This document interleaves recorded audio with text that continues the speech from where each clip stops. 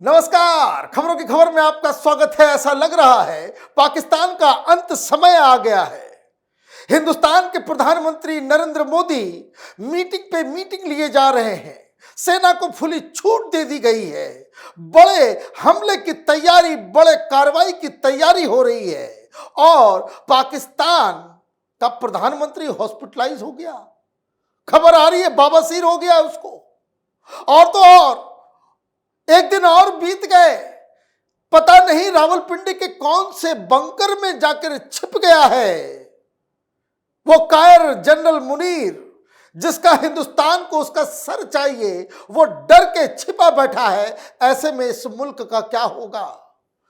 जिसके military commander छिप जाए, कायर बन जाए और प्रधानमंत्री बीमारी का बहाना बना करके मिलिट्री अस्पताल में खुद को एडमिट करा ले।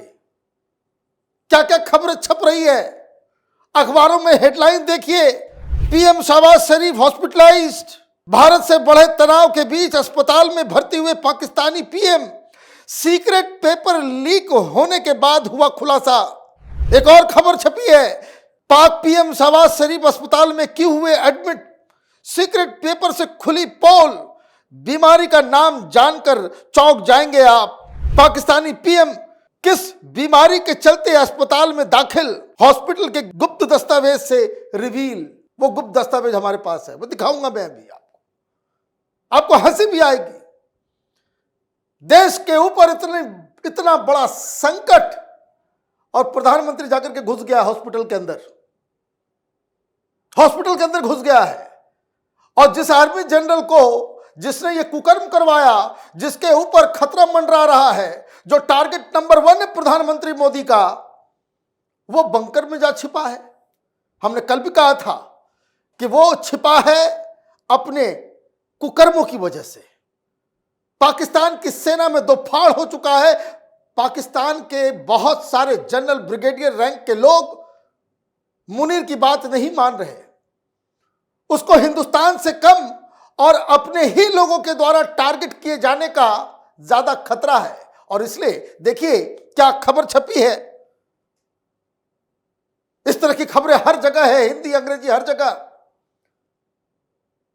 कि लोग पूछ रहे हैं कि भाई कहां है ये कायर जनरल।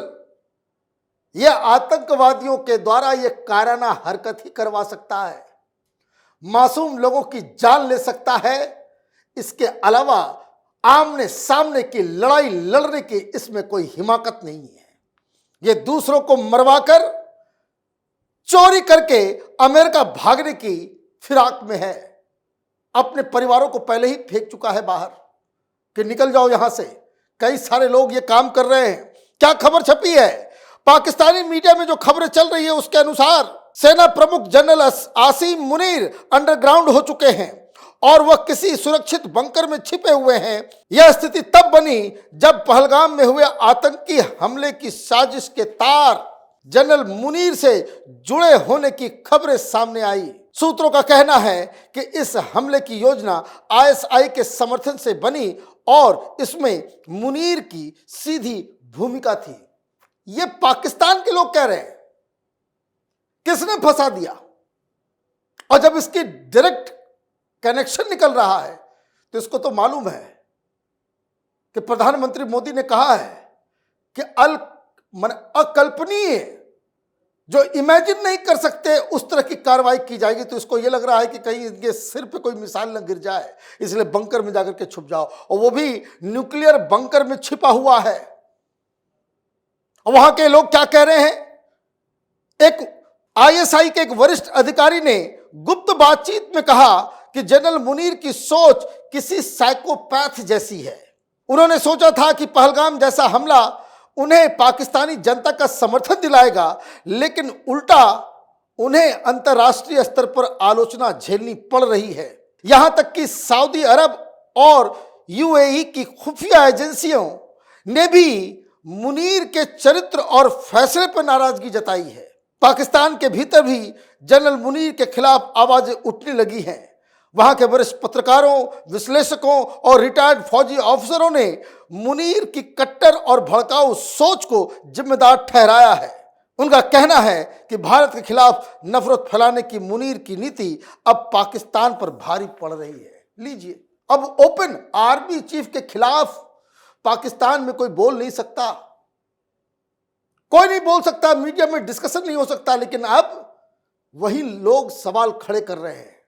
और सवाल खड़े इसलिए कर रहे हैं क्योंकि उनको जमीनी हकीकत मालूम है कि पाकिस्तान की आर्मी युद्ध से पहले ही आपस में टूट फूट बट चुकी है।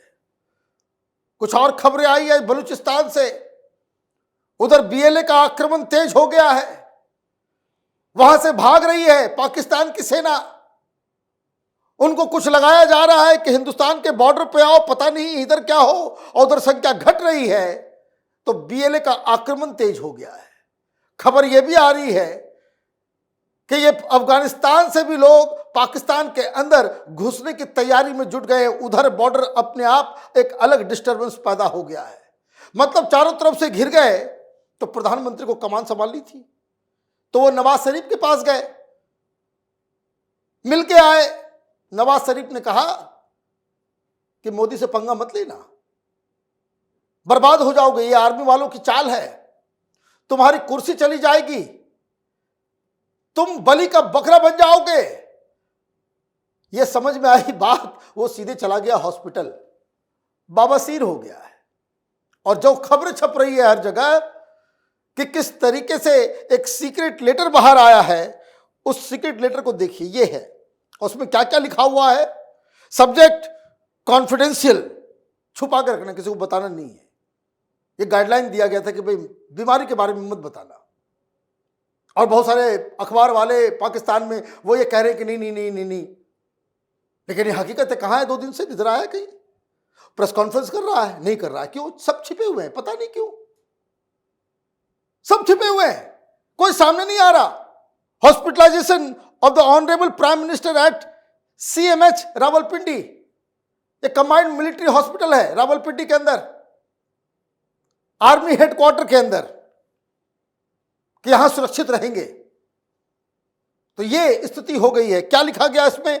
It is hereby inform in confidence that the Honorable Prime Minister of Islamic Republic of Pakistan was admitted to Combined Military Hospital CMH Rawalpindi on April 27, 2025 for medical evaluation and treatment related to a case of hemorrhoids, piles जिसको कहते हैं, बवासीर की बीमारी हो गई।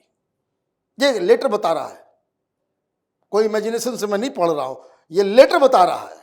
हर जगह पूरी दुनिया में इसकी चर्चा हो रही है।